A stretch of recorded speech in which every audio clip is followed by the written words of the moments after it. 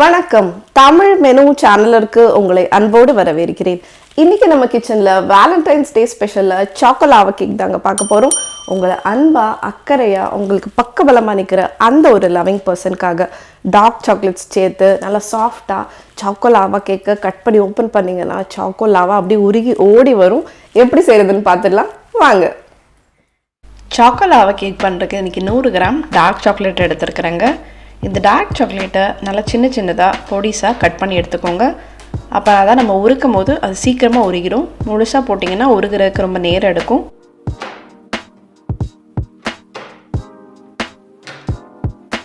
இந்த மாதிரி சின்ன துண்டுகளாக வெட்டிட்டு அது கூட 50 கிராம் உப்பு சேர்க்காத வெண்ணெய் அன்சால்டட் பட்டர் எடுத்துக்கோங்க. மைக்ரோவேவ் அவன் இருந்ததுன்னா 1 நிமிஷத்துக்கு மைக்ரோவேவ் பண்ணி உருக்கி எடுத்துக்கோங்க. அது இல்லாத பட்சத்தில் இந்த மாதிரி டபுள் பாய்லர் மெத்தடில் ஒரு பாத்திரத்தில் தண்ணியை கொதிக்க வச்சுட்டு நல்லா ஆவி வந்ததுக்கப்புறமா அந்த பவுலை தூக்கி அதுக்கு மேலே வச்சுடுங்க. அந்த சூட்டுலேயே இந்த சாக்லேட்டும் வெண்ணையும் இந்த மாதிரி நல்லா உருகி வந்துடும்.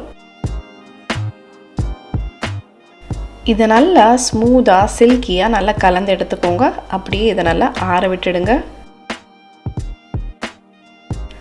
இன்னொரு மிக்சிங் பவுலில் ஒரு முழு முட்டை, ஒரு முட்டையோட மஞ்சக்கவை எடுத்துகிட்டு நல்லா அடிச்சுக்கோங்க.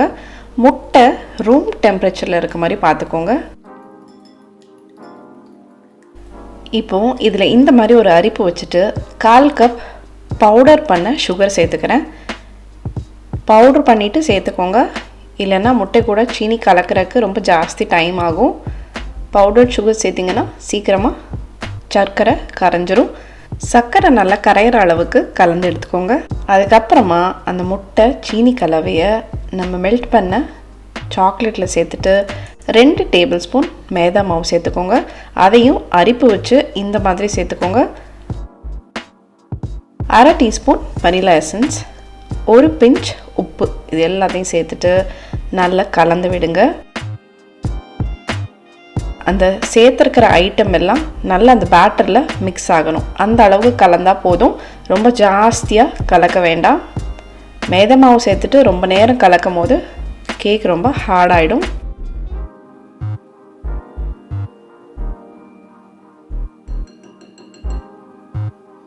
இந்த மாதிரி 2 பவுல்ஸ் எடுத்து வச்சுருக்கேங்க. ஃப்ளாட்டான பேஸ் இருக்குது. இது பேர் ராமக்கின். இந்த அளவுக்கு திக்னஸ். இது கரெக்டாக 8.5 சென்டிமீட்டர் இருக்குது இந்த ரவுண்ட் சைஸ். இதில் இப்போ நம்ம நல்ல பட்டரை எல்லா பக்கத்துலேயும் தடவி விட்டுக்கலாம். கீழே பேஸில் சுற்றி சைட்ஸில் எல்லாத்துலேயும் கையை வச்சோ இல்லை ஒரு ப்ரஷ்ஷை வச்சோ பட்டரை நல்லா க்ரீஸ் பண்ணி எடுத்துக்கோங்க. எப்போவுமே கேக் பண்ணும்போது கேக் பண்ணுற டின்னை இந்த மாதிரி பட்டரை வச்சு க்ரீஸ் பண்ணுறது ரொம்ப முக்கியம். பட்டர் இல்லைன்னா எண்ணெய் எது வேணாலும் யூஸ் பண்ணிக்கலாம். நீங்கள் சாக்கோலாவா கேக்குக்கு நீங்கள் அந்த பவுலை டஸ்ட் பண்ணும்போது கொக்கோ பவுடர் வச்சு டஸ்ட் பண்ணிட்டீங்கன்னா அந்த கேக் ஃபினிஷ்ட் ப்ராடக்ட் நல்லா பர்ஃபெக்டாக இருக்கும். அங்கங்கே கொஞ்சம் ஏதாச்சும் பிரச்சனை இருந்தால் கூட அது பெருசாக தெரியாது.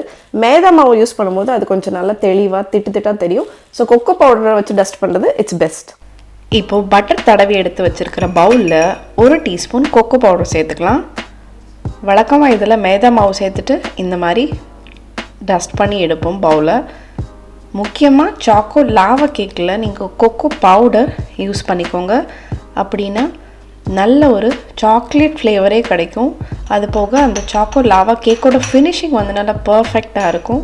அது மட்டும் இல்லாமல் கேக் அந்த பவுலில் இருந்து ஈஸியாக ரிலீஸ் ஆகி வெளியே வந்துடும்.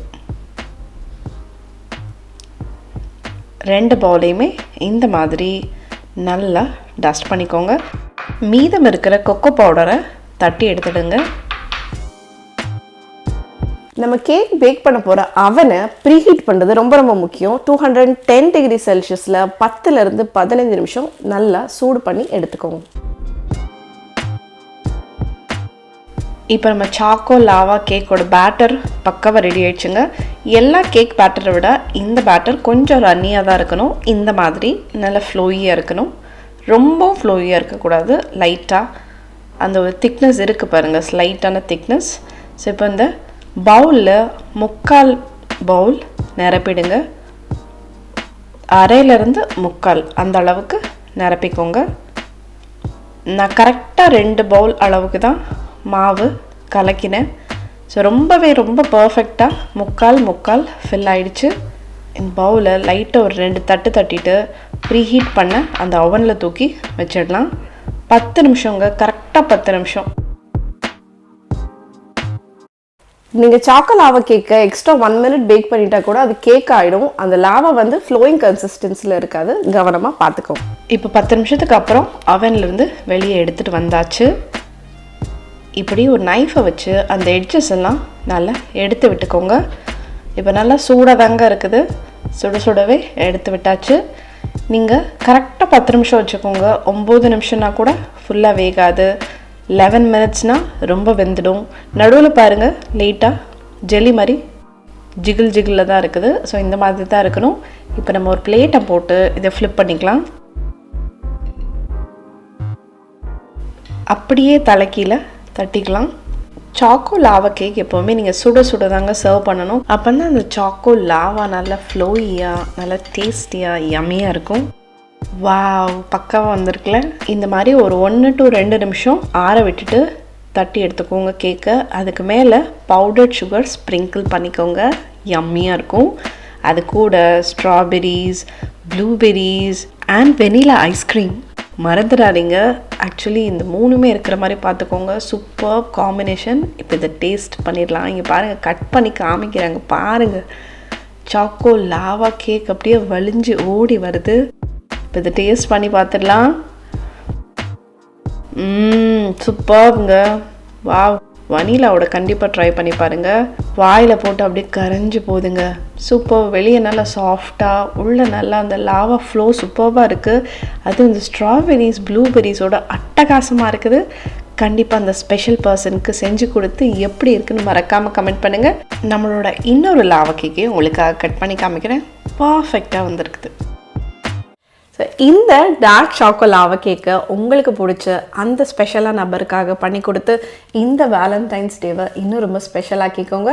இந்த ரெசிபி உங்கள் எல்லாருக்கும் ரொம்ப பிடிச்சிருக்கும்னு நம்புகிறேன். பிடிச்சிருதுன்னா ஒரு லைக் தாங்க. தமிழ் மெனு சேனலை சப்ஸ்கிரைப் பண்ணாமல் பார்த்துட்டு இருக்கீங்கன்னு கட்டாயம் சப்ஸ்கிரைப் பண்ணிக்கோங்க. அப்போ தான் நாங்கள் போடுற வீடியோஸ் எல்லாம் உடனுக்குடன் உங்களை வந்து சேரும். மற்றும் ஒரு ரெசிபியில் அடுத்த வாரம் மீண்டும் சந்திப்போம். மறந்துடாதீங்க, நீங்களும் சமைக்கலாம்.